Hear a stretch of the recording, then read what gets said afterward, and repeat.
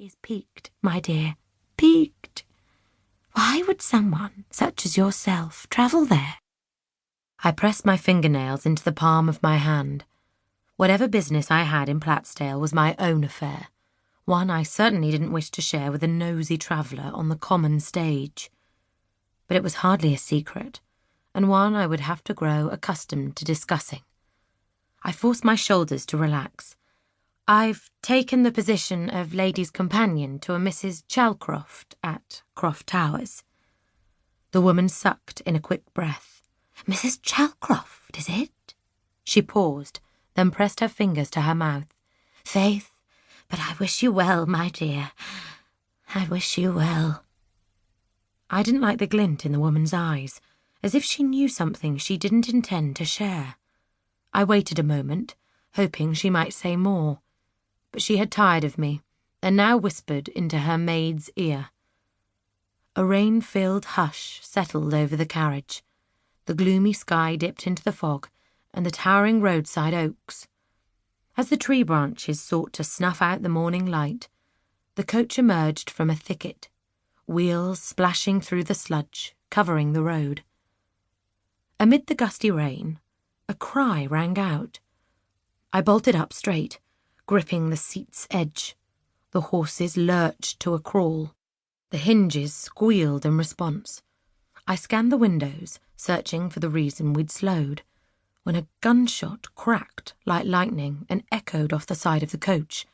Gasping, I met the other travellers' frightened gazes. What on earth? A heaviness hit my stomach.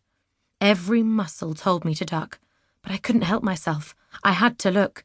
The maid screamed, "Get down! Are you daft, miss?" I motioned her back as I peeked out of the window, pressing my forehead against the icy glass. The guard's horn sounded from the rear of the carriage. "Do you see anything?" The maid's voice had turned shrill. I squinted, trying for a better view. "No! Wait! There are riders approaching. Their faces are covered." I flung myself against the seat. "They all have pistols." I should have thought before blurting out such a thing. In a flash of lace and ribbons, the nosy woman across from me all but swooned into her maid's lap, crushing the ostrich feathers in her hat. The maid's lips stretched thin until they disappeared completely. "Now you done it, miss. What could I say? I tempered my voice to sound nonchalant, even while my pulse pounded in my ears. "I hate to tell you, but I think we're being robbed." The mail carriage surged forward before swaying to an agonizing stop, each of us frozen to our seats. For a breathless second, all seemed quiet, but the unconscious woman must have recovered, because she shot back up and shouted, "Not my jewels! Tompkins, hide them quickly!" She wriggled a large emerald ring from her finger, and Tompkins slipped it down the front of her dress. I did the same with my bracelet, seconds before the woman slumped back onto her maid's lap.